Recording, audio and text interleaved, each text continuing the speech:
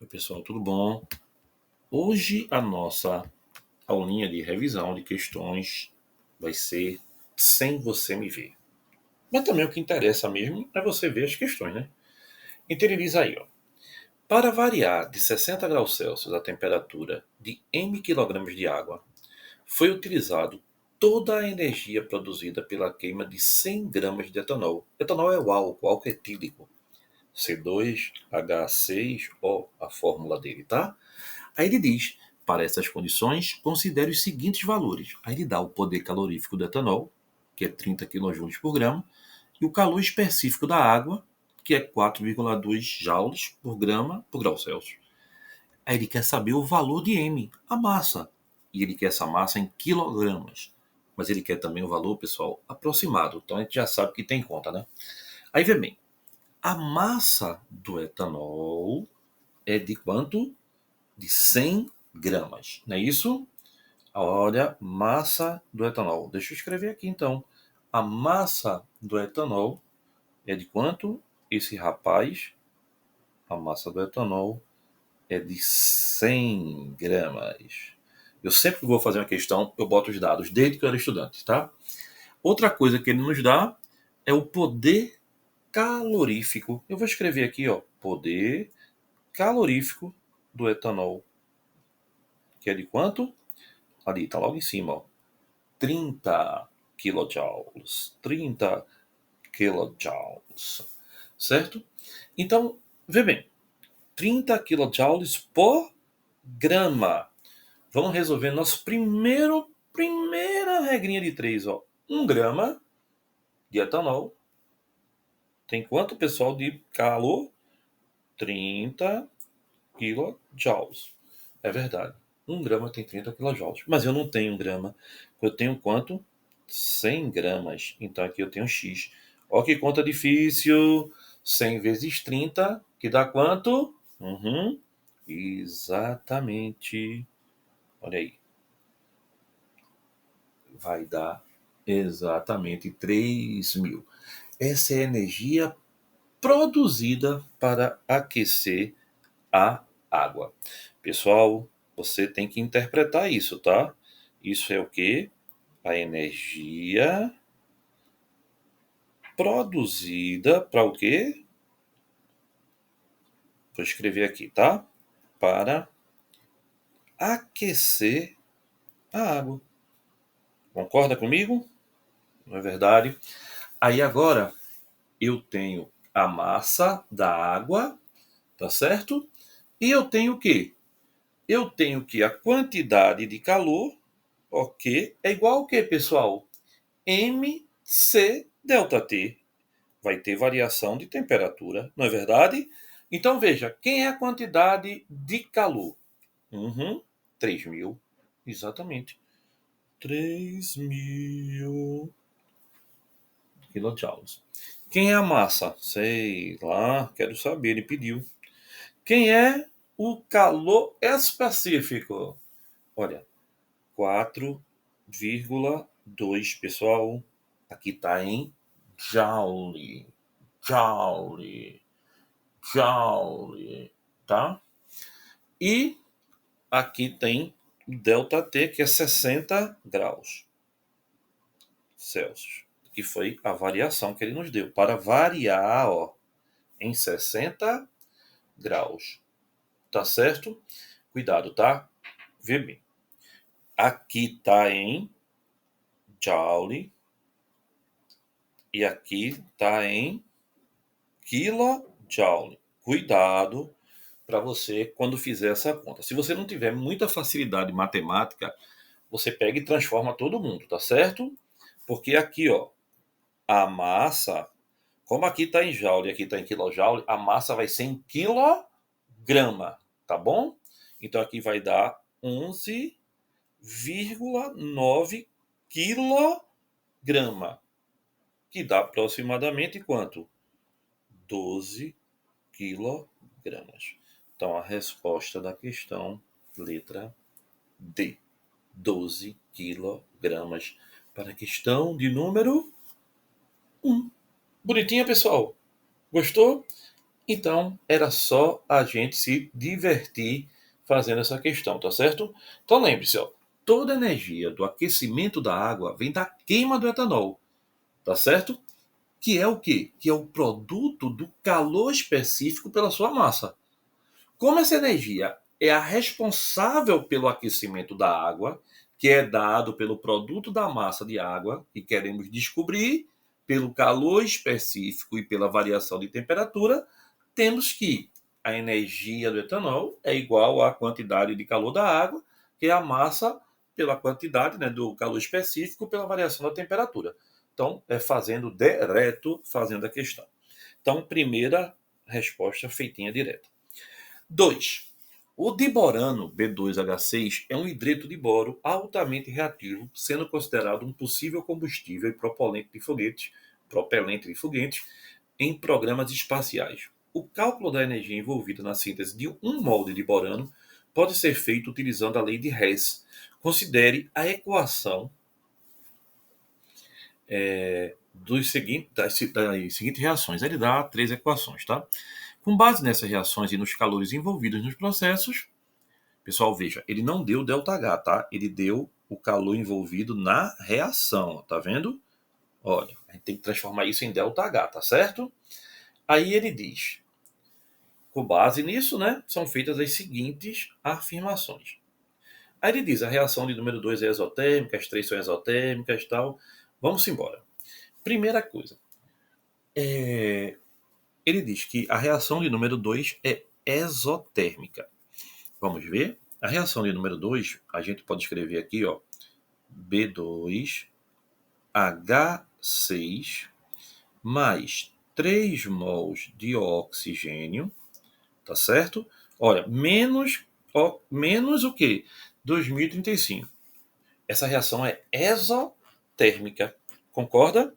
Ela é exotérmica, porque aqui, ó, vai dar B2O3 mais 3H2O e o ΔH dela vai ser quanto? Menos 2035. Tá? Porque para ocorrer, ó, vê bem, como o valor da energia está negativo no lado dos reagentes, significa que não será consumido, né? E sim liberado energia. Então, ela é realmente uma reação exotérmica. Ou então você faz daquele jeito, né, que eu ensinei. Menos, passa para cá mais, passa para o ΔH, menos. Cada vez que você muda de lado, muda o sinal. Aí ele diz, as 3 reações são exotérmicas. Aqui, ó, na segunda, a reação 2 foi explicada ser exotérmica na alternativa anterior, tá? Porque, ó, ela vai produzir água mais energia. Então, eu posso escrever que H2 mais 1 meio de O2 vai produzir água e vai produzir energia. Então, vai liberar quanto? 242 quilojoules. Então, ela realmente é exotérmica. Mesmo fato que acontece na primeira, ó, 2B mais 3 meios de oxigênio, dando B2O3. E ó, se você produz energia, é porque você está liberando essa energia. Concorda comigo? Então, as 3 são exotérmicas. Então, aqui ó, não pode ser A, não pode ser B, não pode ser C. Então, a gente já sabe que o ED é a letra E. Ah, Guga, toda vez que eu fico entre duas eu erro. Para com isso, não, isso não existe. 3. Ele diz, a entalpia de formação do diborano é mais 36. Pessoal, veja bem. É preciso que a gente faça através da lei de Hess para a gente chegar à entalpia de formação do diborano. O diborano é quem? O diborano é o B2H6. A gente já sabe disso, não há nenhuma novidade, não é? B2H6. Opa, bati aqui, não pode, volta, assim. Ó, o diborano é o B2H6, certo? Entalpia de formação é formar um mol dele a partir das suas substâncias simples no estado padrão, né? 2B, né? Sólido, boro, né? O estado dele. Mais quem? 3 mols de H2 gasoso. Então agora, esse é o que eu quero. Esse é o que a gente quer, tá bom? Vamos sair e achar a partir dos outros. Veja, onde é que eu tenho um boro aqui? Eu tenho aqui, ó, 2 boros, certo? Que é o que eu quero. E eu vou procurar onde é que eu tenho um boro. Eu tenho aqui. Eu tenho 2 boros. Então, eu vou repetir a minha primeira equação. 2 boros mais 3 meios de oxigênio, dando B2O3. Se eu vou repetir, eu repito também o ΔH. Então, primeiro eu repeti, sem nenhum problema. Do segundo, vamos lá. Eu agora quero saber onde é que tem hidrogênio. Eu tenho aqui, ó, 3 hidrogênios no reagente. Onde é que eu tenho hidrogênio? Eu tenho hidrogênio aonde? Eu tenho hidrogênio no reagente, só que aqui eu só tenho 1 mol. Então eu tenho que multiplicar a equação por 3. Não é verdade? Então, eu tenho aqui, ó, 3 e aqui eu só tenho 1. Então, vamos lá. Eu tenho que multiplicar a terceira reação por 3. Vamos multiplicar.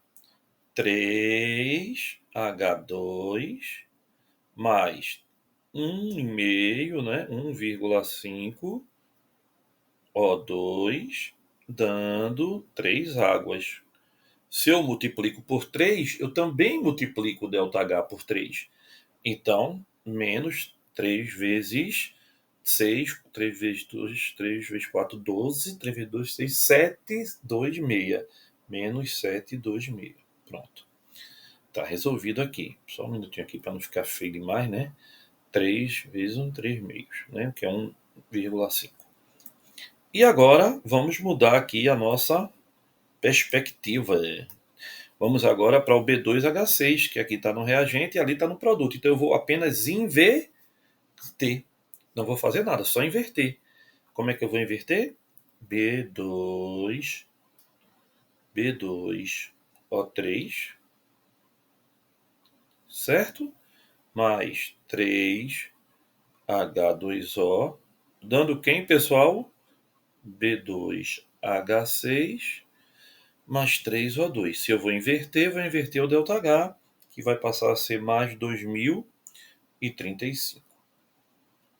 Tá? Somando-se as 3 equações, eu vou ter o resultado final de mais 36. Então, as 3 equações estão somadas e o valor deu 36. O que me dá como resposta que as 3 estão corretas. Legal, né? Mais uma questão bem legal, né? Porque é uma questão que você teve que fazer várias e várias etapas. Bem interessante essa questão.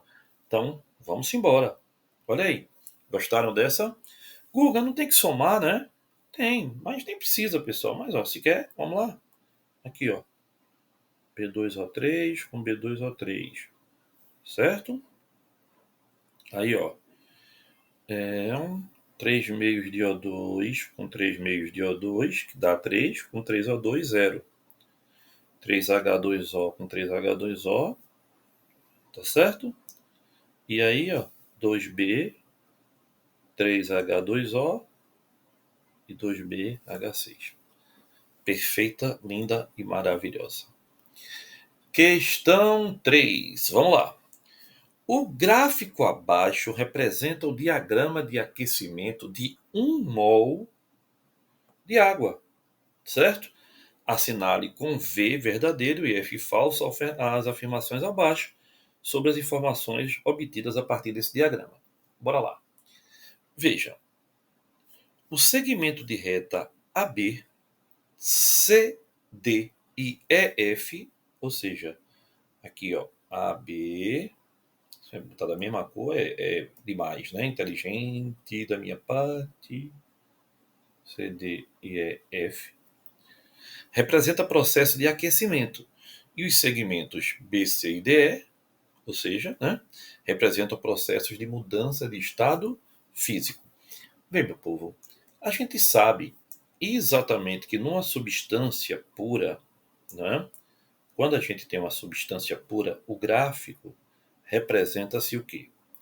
Quando a gente tem aqui, ó, sólido, quando vai mudar o estado físico, é uma reta, né? Aí aqui, ó, sólido mais líquido. Aqui, ó, líquido. Aqui, ó, líquido mais gasoso. Gasoso. É assim? Então, o que ele está dizendo aí é verdadeiro, né? Então, você tem o aquecimento e aqui a mudança de estado físico entre B e C e D e E. É verdade. Então, primeiro, verdadeiro. Letra não, né? Primeiro, espaçozinho verdadeiro. Segundo, o calor absorvido durante a vaporização da água, vaporização, se divide em três momentos, né? O sólido passa para o líquido e o líquido para gasoso. A vaporização pode ser evaporação, ebulição e calefação. A evaporação, espontânea. A, né? A ebulição, quando a pressão do líquido, pressão de vapor do líquido, se iguala à pressão atmosférica. E a calefação é quando é muito rápida. Então eu lhe pergunto, é endotérmico esse processo e aumenta a entropia. Então ele diz, o calor absorvido durante a vaporização da água fornece energia para romper as ligações covalentes. Não, é para romper as pontes de hidrogênio, não é isso? Romper as ligações de hidrogênio. Você não vai romper ligações covalentes em nenhum momento, concorda comigo? Então, estamos aqui. Terceiro espaço.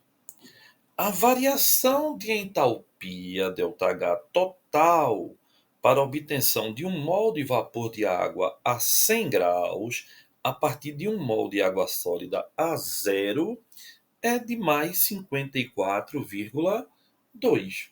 Vê, pessoal, lembre-se, a partir de zero é a partir deste momento aqui, ó.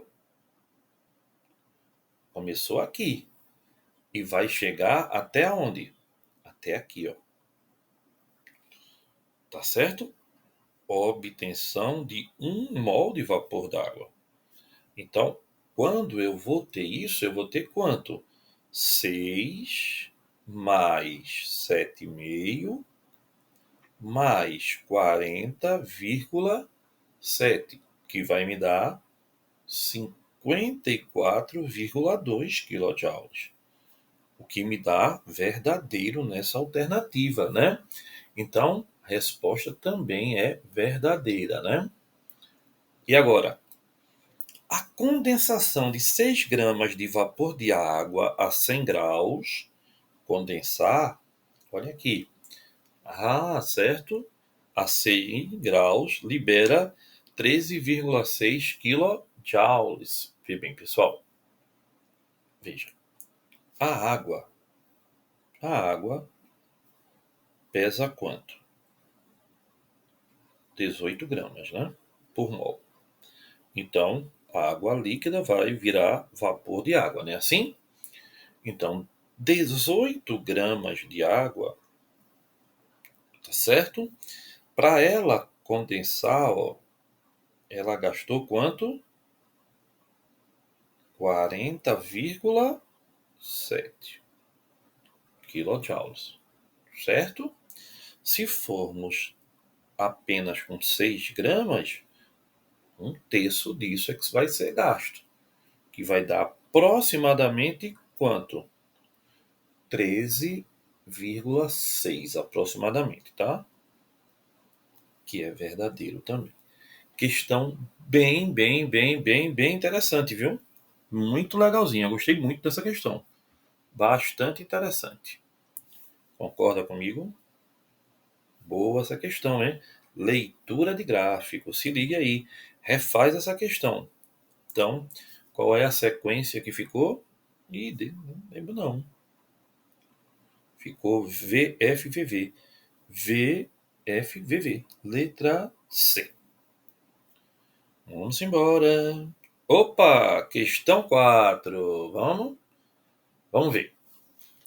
Algumas granadas incendiárias, como as dos modelos AN M14TH3, possuem em sua composição alumínio metálico em pó e óxido de ferro 3. Quando acionadas, elas produzem uma reação extremamente exotérmica, que pode atingir temperaturas na ordem de 3.000 graus Celsius. Por essa característica, são utilizadas para destruir ou inutilizar equipamentos. A reação aluminotérmica que ocorre na granada é representada pela seguinte equação química, que está balanceada, tá? Olha aí, eles dão os dados, tá? Para a gente comparar. Considerando a reação de 352 gramas de óxido de ferro 3, esse indivíduo aqui, ó, com 135 gramas de alumínio, certo? Sob condições padrão, são feitas as seguintes afirmações. Aí ele pergunta quem é um reagente limitante, o número de oxidação, o óxido formado, possui seus átomos ligados por meio de ligação iônica, a quantidade de calor liberado, considerando 100% de rendimento, e se há uma reação de oxidação do ferro. Uma questão bem interessante. Pessoal, vamos começar primeiro calculando o número de mol do alumínio, já que ele quer saber quem é o reagente limitante. Eu tenho, segundo ele disse na questão, eu tenho 135 gramas de alumínio, e alumínio pesa 27 gramas por mol. Não é isso que ele me deu, né? Então, aí ficou fácil, né? Isso aqui dá 5 mols. Eu tenho 5 mols de alumínio. Vou fazer a mesma coisa para o meu óxido de ferro. Só que o óxido de ferro eu tenho que calcular, né?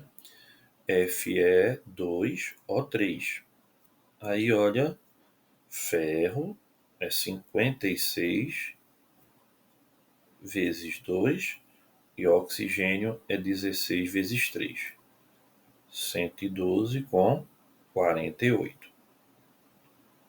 160. Então, quanto é que ele disse que a gente tinha de ferro? Ele falou que a gente tinha 352 gramas. E quanto é que ele vale? 160 gramas por mol. Aí, ó, isso aqui dá 2,2 mols, né? Pronto. Aí veja, a reação que ele deu para a gente foi que 2 mols de alumínio reagindo com 1 mol de óxido de ferro vai produzir quem? Al2O3 mais 2 mols de ferro zero. Então, vê, pessoal, qual é a proporção que a gente tem aqui? 2 mols tá para 1. Logo, quanto é que você tem? Aqui você tem 5 mols. E aqui você tem quanto? 2,2. Veja, se 2 mols está para 1, 5 está para quanto? Então, esse cara, o que está em excesso, porque veja, preste bem atenção. Ó, aqui é 2,2, tá? Vê. Se 1 está para 2, 2,2 estaria para 4,4. Certo?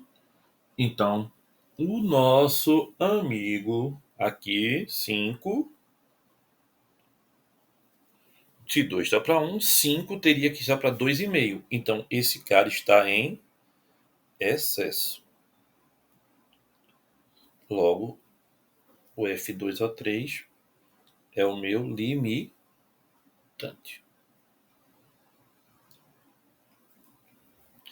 Tranquilo? Entendeu direitinho isso? Então, quem está em excesso, eu não trabalho. Tá bem claro, né? Então, qual é a primeira pergunta que ele fez para a gente? Nessas condições, o reagente limitante é o alumínio metálico. Incorreto. Quem é o limitante? O limitante é o Fe2O3. Então, falso a primeira. O número de oxidação do alumínio passa de 0 para 3. O alumínio estava 0. Aqui, ó, menos 2. 3 vezes menos 2, menos 6. 2 vezes 3, 6. Para 3, verdadeiro. Então, falso e verdadeiro. Então, as alternativas estão corretas. 1 não é correta, 2 é, né? 1 não é correta, 2 é. Aí, ó. Então, a gente sabe que ou é B ou é D a nossa resposta. Né? Aí, agora vamos lá. 2. O óxido formado como produto da reação possui seus átomos ligados por meio de uma ligação iônica. Ó, lógico, né? Metal com não metal. Verdadeiro, né? Ligação iônica. Verdadeiro, né? 3. Oxi, tá, aqui é o 3, né, pessoal? Tá, ali é o 3, tá digitado errado. O 2 é verdadeiro e o 3 também é verdadeiro. Então, 2 e 3. A resposta já é a letra B. 4. A quantidade de calor liberada, considerando 100% de rendimento na reação, é de 2.450. Vamos ver? Ó, vamos ver a alternativa 4. Ó, a alternativa 4, a gente sabe que o ΔH total é o ΔH do produto menos o ΔH do reagente, né? Então, quem é o ΔH total? Vamos ver. Ele deu os valores para a gente, ele deu alguns dados, deu. Ó. Ele deu F2O3 e deu L2O3. O ganho ferro e o alumínio. Toda substância simples no estado alotrópico, mas comum tem ΔH igual a zero. Então, só conta quem não é substância simples. Então, 1671, né? Mais zero. Vou botar só para tu lembrar, tá? Menos zero mais não, né? Porque é negativo, menos 823. Pessoal, nessa hora, o que você tem que ter mais cuidado é com a conta, tá? Muito cuidado com esses sinais aí. Ah, mas isso é muito besta. Eu sei que é besta, mas o que o cara erra é o besta mesmo. Aí dá certinho para teu governo, isso. Só que veja, quando você faz isso, deu menos 848. Só que não é a resposta, não. Porque, vê, olha o que ele perguntou. Vê, eu tenho para quanto? 160 gramas, que é um molzinho dele. Tá para 848, tá? Kilojoules. Mas ele quer o quê? Olha, para 352 gramas. O cara desce a ladeira da Sé, ó, toda ensaboada em cima de um skate, ó. Ó, ó. Tá vendo? Esquece? Esquece que dá direitinho pro teu governo. 1865,6. Falsinha, falsinho. A reação ocorre a oxidação do ferro. Pessoal, geralmente o ferro oxida, né? Mas nesse caso, ó, ele passou de mais 3 para 0. Ele reduziu. Guga, adorei. Gostasse? Também gostei. Ó, pessoal, essas questões que eu estou fazendo são questões mais puxadinhas, viu? Se te liga aí e faz uma revisão delas aí para tu ir se dando bem nessas questões, viu? Que vale muitíssimo, muito a pena. Legal? Vamos embora. Bora lá. Olha aí. Vamos lá. Uhum. Vê bem. Olha que legal. Olha que legal. Olha que legal. Questãozinha de gráfico. Questãozinha de gráfico.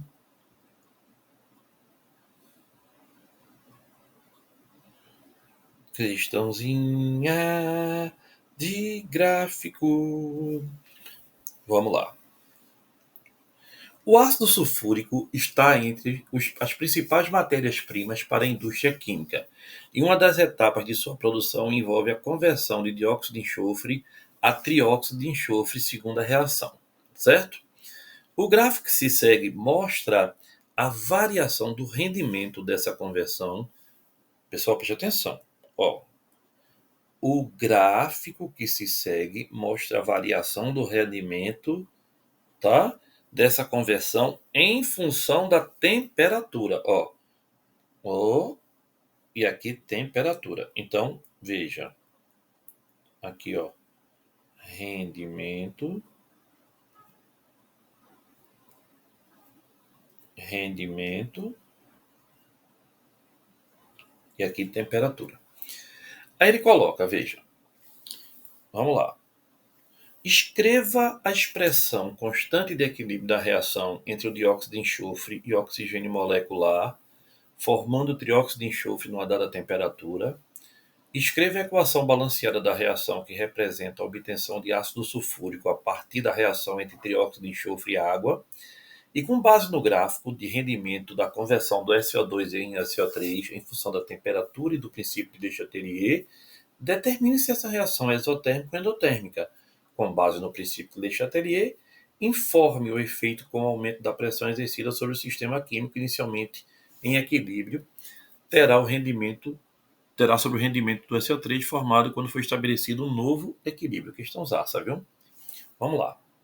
Primeiro, vou fazer aqui. A expressão da constante de equilíbrio da reação que é fornecido nesse enunciado entre quem? Ele está dizendo aqui, ó, dióxido de enxofre e oxigênio, tá vendo bonitinho? É quem? Quem é Kc? Kc é sempre produto sobre reagente, todo mundo elevado aos seus coeficientes. Então aqui, ó, SO3 dividido por SO2 vezes O2 elevado a 1/2. Certo? Então, essa é a reação entre eles. SO3 mais água, tá? É que vai formar o ácido sulfúrico.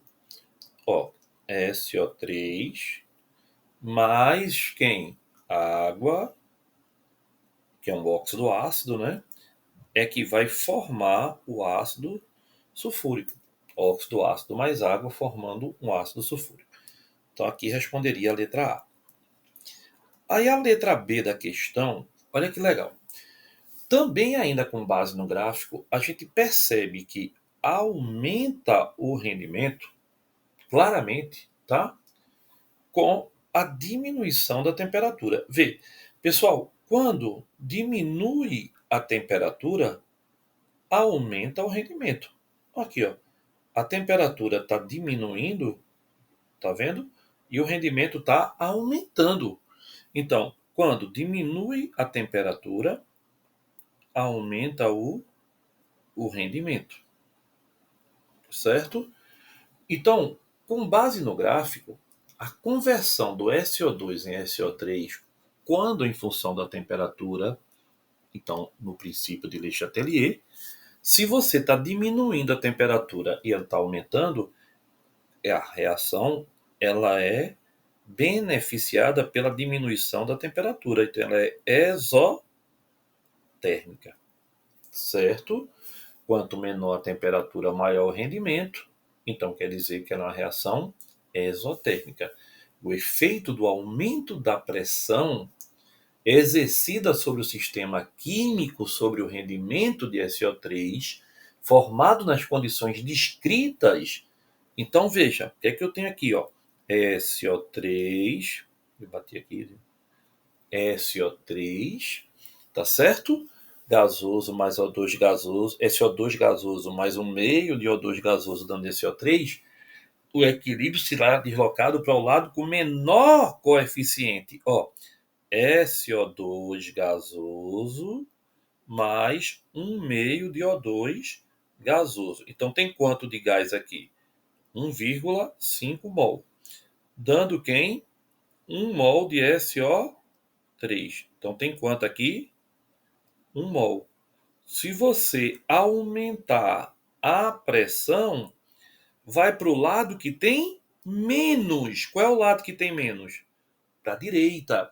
Então, se eu aumentar a pressão, segundo Le Chatelier, desloca para o lado com menos coeficientes. Então, desloca para a direita, tá? Desloca para a direita. Exatamente, desloca para a direita. Então, consequentemente, você desloca para o lado com menor pressão, para o lado com menor pressão é o lado com maior volume. Gostasse dessa? Eu gostei. Ah, Guga, eu gostei mais ou menos. Deixa de ser chata. Isso é bom demais, rapaz. Vamos lá. Mais uma questão para tu agora. Olha a questão 6. A caiação ou pintura com cal hidratada, CaOH2, é uma das formas mais antigas para o revestimento da fachada de edifícios. A cal virgem, produzida a partir do aquecimento do calcário, ao ser colocada em água, forma a cal hidratada, que uma vez aplicada à parede e em contato com o CO2 do ar atmosférico, vai se transformando em seu precursor, o carbonato de cálcio. Dessa forma, o carbonato de cálcio fica aderido à parede, protegendo-a e conservando-a e embelezando-a. Considerando a equação a seguir, aí ele quer que você diga. Levando em conta apenas a equação do processo de transformação e produção do carbonato de cálcio, a equação de 1 a 3, podemos afirmar que o processo, vê bem, é bem legal. Ó. A gente tem aqui, ó. Pessoal, lembre-se, aqui é a minha reação de obtenção é a 3, tá? Então, eu quero somar as minhas equações para obter a equação 3. Certíssimo? Então, se eu quero, eu tenho que inverter. Ó. Aqui, ó. Vê. Aqui está onde? Ó. CaCO3 está no produto. E aqui está onde? Está no reagente. Então eu tenho que inverter. Bora inverter? Bora. CaO mais CO2 dando CaCO3. Se eu inverto, o ΔH também inverte. Menos 178. Certo? Certo. Primeira coisa foi essa. Aí agora, onde é que está o CaOH2? Está no reagente. E aqui? Está no produto. Tenho que inverter. CaOH2 vai dar o quê? CaO mais água. Quanto é o ΔH? Mais 109. Bora somar? Bora. Se der... Aí aqui, ó. CaO com CaO. Aí deu CaOH2 mais CO2, dando quem? CaCO3. Quanto é o ΔH? Menos 178 com 109, dá menos 69. Então, veja, o processo pode ser considerado carbono neutro. Vê, pessoal, sabe por quê? É bem interessante isso. Pois o CO2, ele não é liberado para o ambiente, ou seja, reage com CaO e também exotérmico, ΔH menor que zero, pois libera calor. Este calor poderia causar aquecimento da parede onde o cal foi aplicada. Vê que loucura! Então, a melhor resposta para essa questão é: pode ser considerado carbono neutro, e que a última equação representa uma reação que levaria ao aquecimento da parede onde o cal foi aplicado. Muito doida. Olha, tem umas questões de química que a gente, né, tem assim uma perspectiva da leitura dela bem interessante, né? Então, vê, por que ela é carbono neutro? Vê bem, leia, preste atenção. Porque o CO2 está no reagente, então ele não foi liberado. Tá bom? Ele não foi liberado. É carbono neutro. E por que a gente vai considerar que a parede, como ela foi exotérmica, se você botar a mão na parede, a parede estaria mais quente. Lugar, diz. Meio doido, né? Mas é verdade. Vamos lá. Tô cansado, mas vamos embora. Questão 7. Vamos embora? Vamos embora, rapaz. Vamos embora que só termina quando acaba. Vamos lá.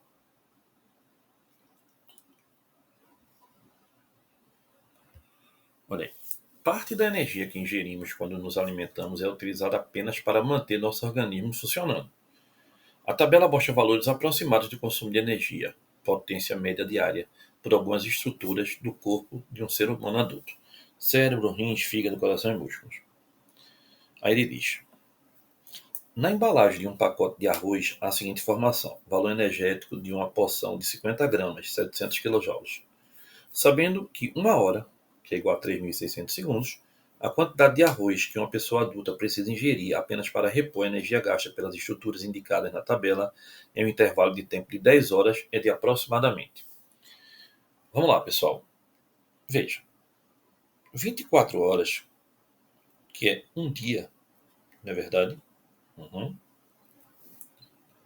Você vai ter uma potência média de quanto? Uhum. Olha, preste atenção aqui nos dados que ele deu, né? Ó, 20, 30, 55, mais 7, mais 18. Isso aqui dá 80 watts. É o que precisa do seu organismo, né? Só que 1 watt é igual a 1 joule por segundo. E 1 hora é igual a 3.600 segundos. Não é isso? Então, a potência média vai ser igual a quanto? 80, né?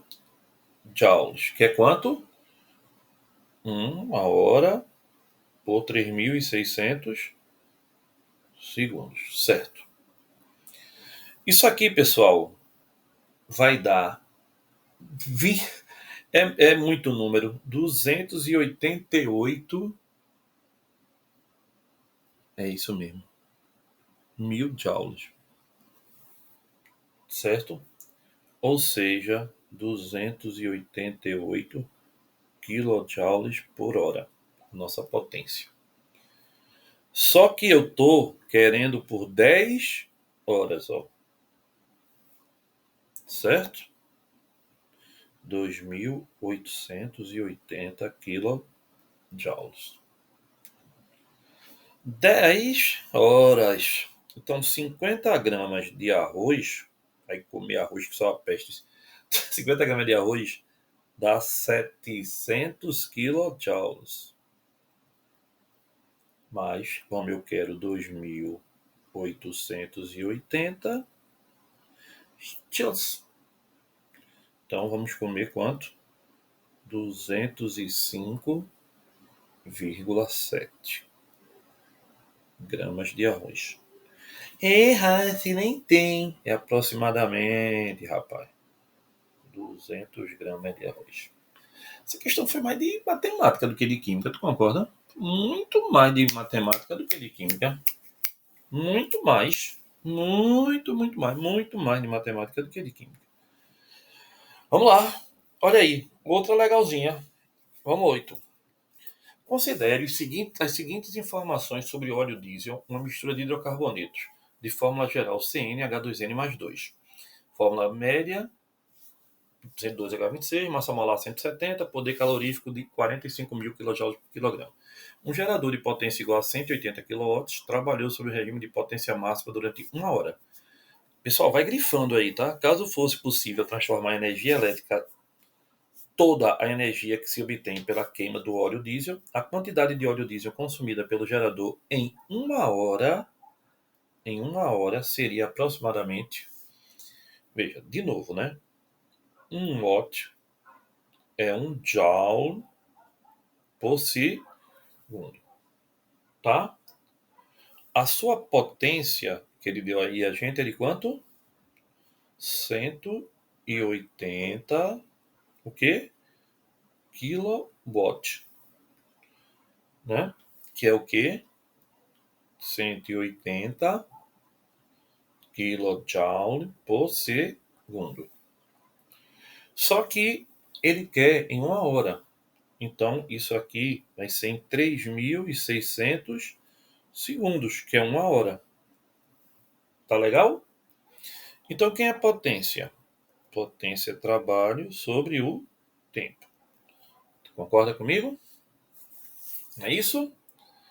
Aí, olha, vamos lá. Vamos embora. Então, quem é o trabalho? Vai ser 180, certo? Por 3.600 segundos. Quem é o trabalho? Meu Deus, que conta de calculadora é ruim, quanto mais na mão. 6, 4, 8. Eu tenho medo de errar uma conta dessa, eu lasco a questão todinha e aí o vídeo vai pro beleléu, né? Devia ter só um calculador aqui comigo. Certo.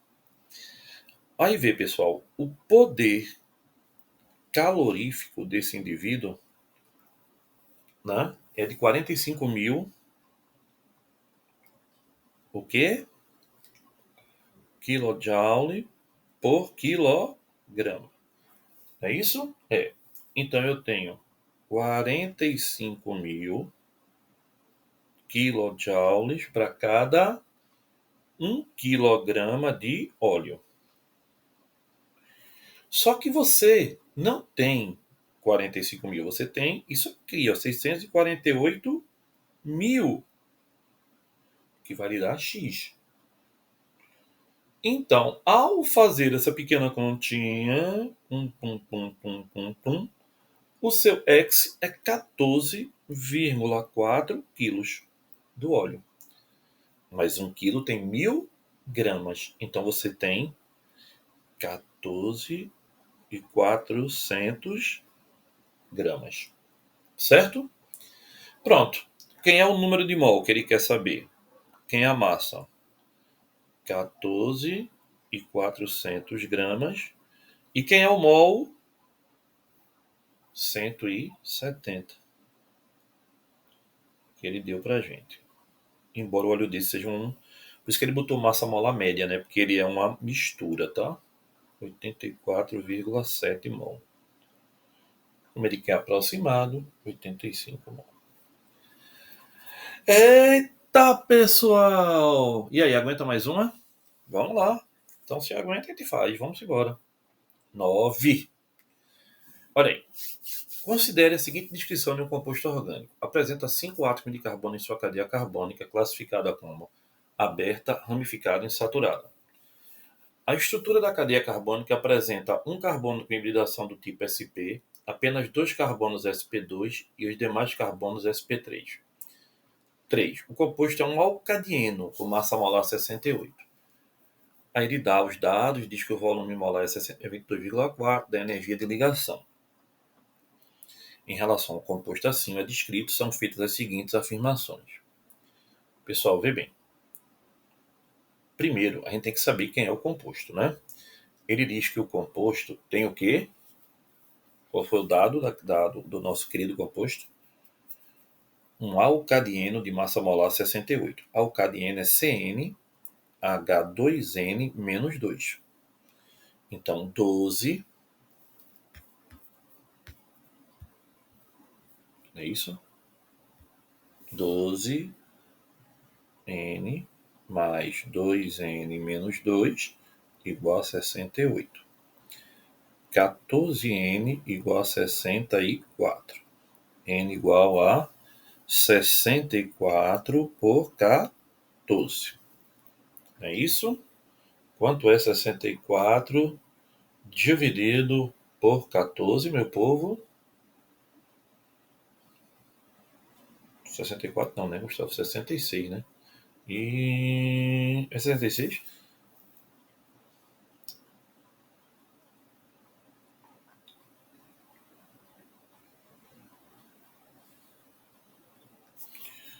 Hum, 62 dá 70, N é 5. Então ele é C5, H... 2, 5, 10, 12. C5H12, certo. Ah, legal. C5, H8. Ih, rapaz, eu tô cansado, pessoal, desculpa. Tá tarde já. Aí vem. Agora eu tenho que lembrar que ele tem o quê? Ó, tem que lembrar que ele tem um carbono com hibridação do tipo sp2, sp2 e os demais sp3. Então eu vou ter que montar ele, né? Veja.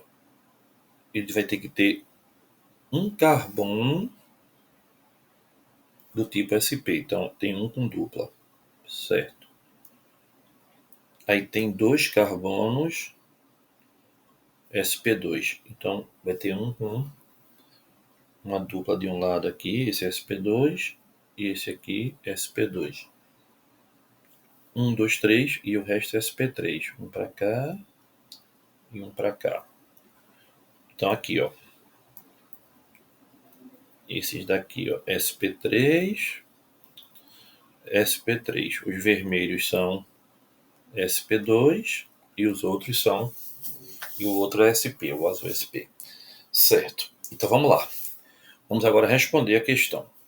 Considerando as características descritas, a nomenclatura regulada pela União Internacional de Química Pura e Aplicada é 3-metil-but-1,2-dieno. Vamos lá.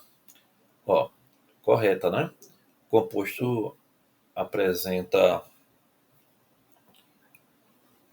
cadê? Desculpa. Considerando as características, 3-metil-but-1,2-dieno. 1, 2, 3, 4. 1, 2... a cadeia principal tem que ser essa daqui, ó. Entendeu? Então para lá, né? Tanto faz. Eu botei para cá. Bota 4 aqui, ó. Então 3 metil, 1, 2 butadieno. Verdadeiro. 2. O volume liberado nas condições normais de temperatura e pressão a partir de 20,4. Pessoal, veja. Então C5H8 mais O2 dando 5 mols de CO2, né? Mais 4 mols de água, mais 5 e 4, 9, 5 dá 10, 10 com 4 aqui dá 7. Então vamos lá. C5 dá 12, 72, ó, C5. 12 vezes 5, 1 vezes 8. Então aqui dá 68, né? Isso é dado, viu? Não se aperreie ou não. Então aqui, ó, 68 gramas tá para 5 mols de CO2, que é 5 vezes 22,4 litros, né? Mas, como eu só quero para 20,4, ó, 20,4, aqui é X. X vai ser 33,6 litros. Então, o 2 está incorreto. Então, quando tiver 2, a gente já elimina. Então, não é nem A, nem B, nem D.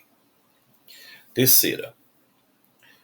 O composto A é completamente solúvel em água. Ixi, Maria. Hidrocarboneto solúvel em água é de matar, né?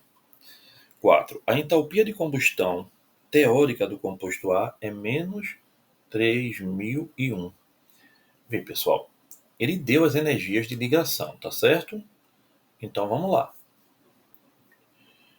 A gente vem para cá. Vou fazer aqui, tá? Que vai ficar melhor de fazer. Acho que não vai não. Acho que não vai ter onde ficar melhor de fazer, não. Vou ter que botar uma folha à parte. Veja. C5, C5H8, mais 7O2, dando 5 CO2 mais 4 águas, lembra? Aí aqui, ó, tem 8 ligações carbono-hidrogênio, mais 2 ligações carbono dupla carbono, mais 2 ligações carbono,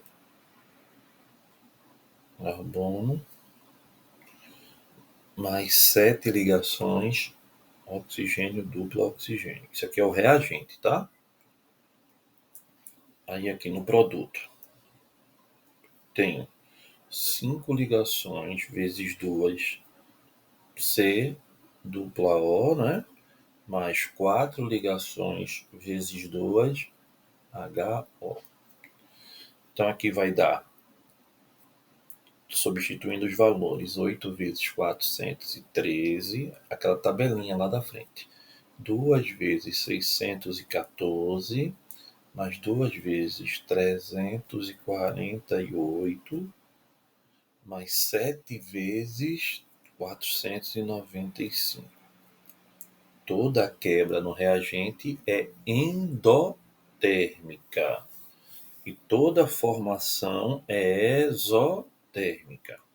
Então aqui é 5 vezes 2 vezes 799 mais 4 vezes 2 vezes 463, tá? O ΔH é menos 3001. Então, a resposta é verdadeira do número 4. E o número 5, o que é que ele diz no número 5? O composto A apresenta a sua estrutura apenas um carbono secundário. Aqui, ó. Primário, secundário, terciário, secundário, primário, primário.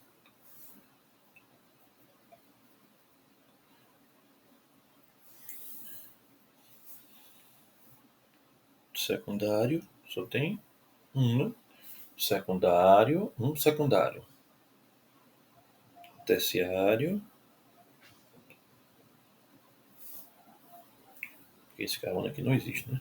1, 2, 3, 4, 5. É verdade, só tem 5. 1, 2, 3, 4, 5. Verdadeira. Aqui, só tem 5, ó. 1, 2, 3, 4, 5 carbonos, certo?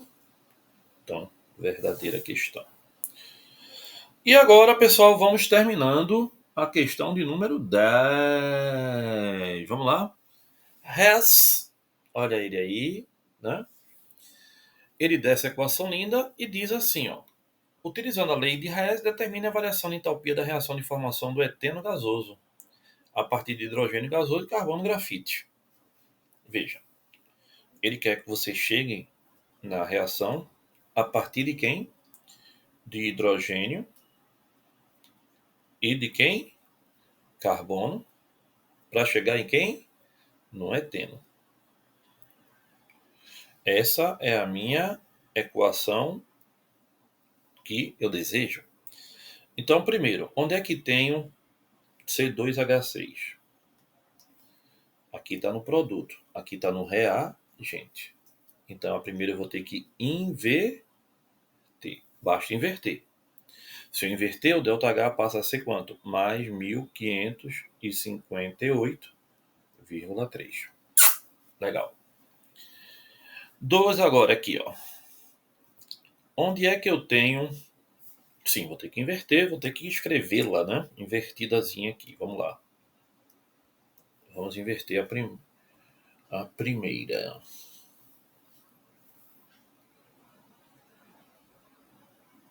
2CO2, certo? Mais 3H2O, certo? Dando quem? 7,5 de O2 mais C2H6. E o ΔH passa a ser quanto? Mais 1.558,3, certo? Volte. Aí agora, o que é que eu vou fazer? Hidrogênio. Deixa eu mudar a cor. Aqui eu tenho 3, tá no reagente. Aqui eu tenho somente 1. Então eu vou ter que multiplicar por 3 e manter, não é? É verdade. Então eu vou ter que multiplicar por 3. Vai ficar 3H2 mais 3 meios de O2, certo? Produzindo 3 águas. E o ΔH passa a ser quanto? Menos 285,8 vezes 3. 3 vezes, não vou nem multiplicar ainda, 285,8. Volta lá, vou dar de cor de novo, hein, para facilitar a nossa vida. Faltando o carbono. 2, aqui está do mesmo lado, mas só tem 1. Então eu tenho que multiplicar por 2 e manter. Vamos lá? 2 carbono grafite mais 2 oxigênios, dando quem? 2 CO2. Mantém o ΔH, só multiplica por 2. Menos 2 vezes menos 393,5. Não é isso? É. Vamos somar? Bora. Quando a gente somar esse povo todo, bora ver o que é que dá. Olha. 3 águas. Vamos embora com 3 águas. Aqui, ó. 1,5 oxigênio. Com 3,5. Aqui, ó. Morreu, né? 2 CO2 com 2 CO2. Isso aí sobrou 3H2 mais 2 carbonos, produzindo C2H6. Opa, deu certinho. E o ΔH é a soma deles, que vai dar exatamente o valor exorbitante de menos 86,1. Qual é a resposta? Letra B. Ufa! Pessoal, muitas questões, hein? Espero que vocês tenham gostado e que a gente tenha acertado todas. Beijo, até semana que vem.